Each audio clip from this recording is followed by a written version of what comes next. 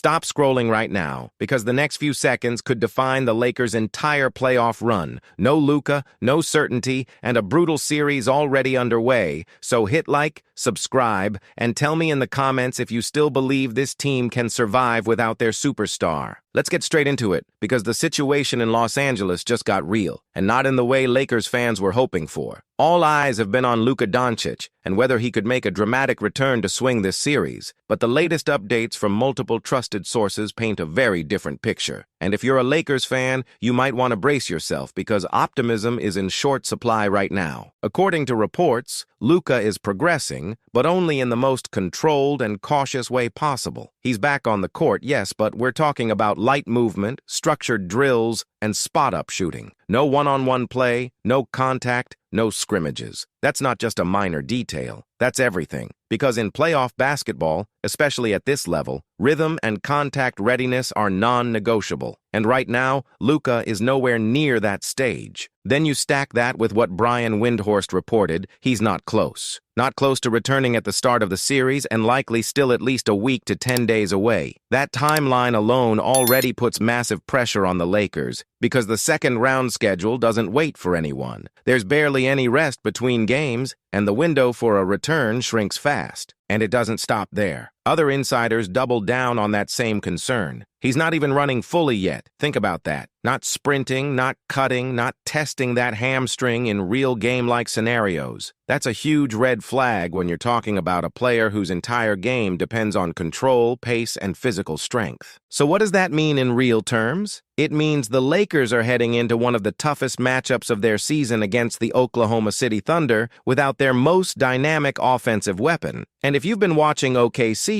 you already know they're not the kind of team you want to face at less than full strength. But here's where it gets interesting, and where things start to split the fan base. There's a belief, maybe even a hope, that the Lakers are being extremely cautious on purpose, that they're hiding progress, keeping things quiet, and preparing for a surprise return around Game 3 or Game 4 when the series shifts back to Los Angeles. It's not impossible. Teams do this all the time in the playoffs. At the same time, the more realistic interpretation is that this is exactly what it looks like. A slow recovery from a grade 2 hamstring strain that simply isn't ready yet. No setbacks, which is good, but no acceleration either. Just a steady, careful buildup. And that's where the pressure shifts completely onto the rest of the roster. Because whether Luka comes back or not, the Lakers have games to win right now. There's no waiting, no excuses, no margin for error. Before we go deeper into that, make sure you like the video, subscribe if you're new, and drop your take below.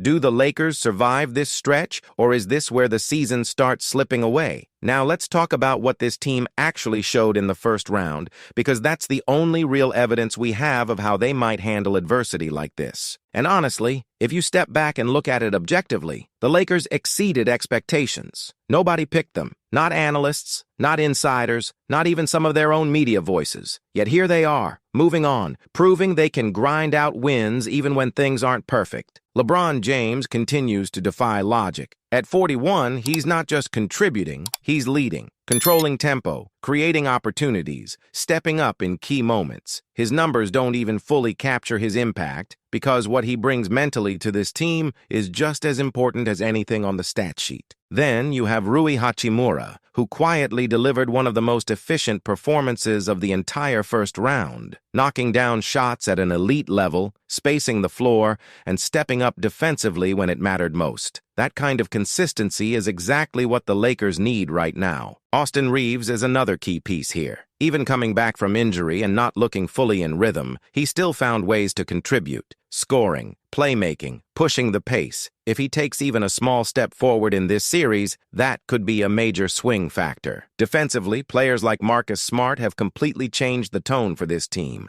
His ability to disrupt offenses, create turnovers, and bring that edge on every possession gives the Lakers something they've lacked in previous runs. It's not just defense, it's attitude. And then there's the role players. Guys like Jackson Hayes stepping up with energy, rebounding, and efficiency consistency around the rim, even limited contributions from younger players showing flashes of confidence, all of that matters when you're trying to survive without a superstar. But here's the reality check. What worked in the first round might not be enough now. The Thunder are faster, deeper, and more aggressive. They force mistakes, they push the pace, and they don't let teams settle into comfortable rhythms. Without Luka, the Lakers lose a major source of shot creation. That means more pressure on LeBron, more responsibility on Reeves, and more reliance on consistent shooting from the supporting cast. And in a playoff series, that's a dangerous gamble. So what's the path forward? First, they have to control the tempo, slow the game down, limit turnovers, and avoid letting OKC turn this into a track meet. That's where LeBron's experience becomes critical. Second, they need elite defense.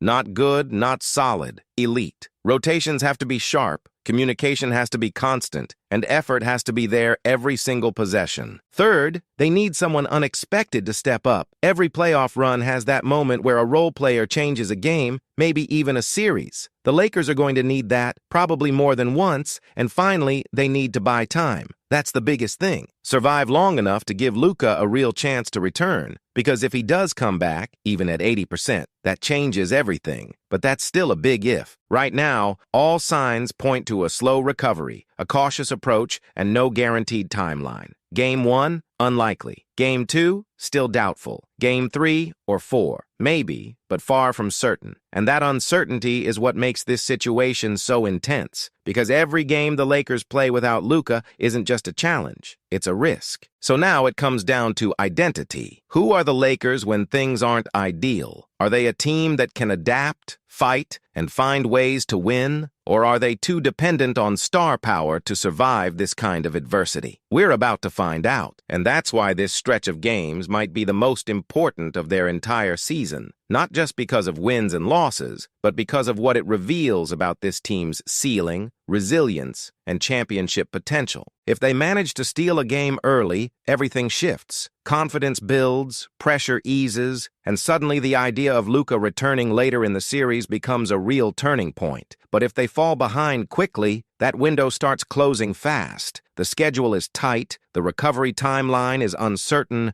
and the margin for error disappears. This is playoff basketball at its rawest. No guarantees, no shortcuts, just execution and mentality. So again, if you're watching this and you're a Lakers fan, this is the moment to lock in. Support the team, stay engaged, and don't miss what could be one of the most defining stretches of this era. Like the video, subscribe for more updates, and drop your thoughts below because this conversation is just getting started. And now I want to hear from you. Do you think the Lakers can hold it together long enough for Luka Doncic to return, or is this injury going to cost them the series?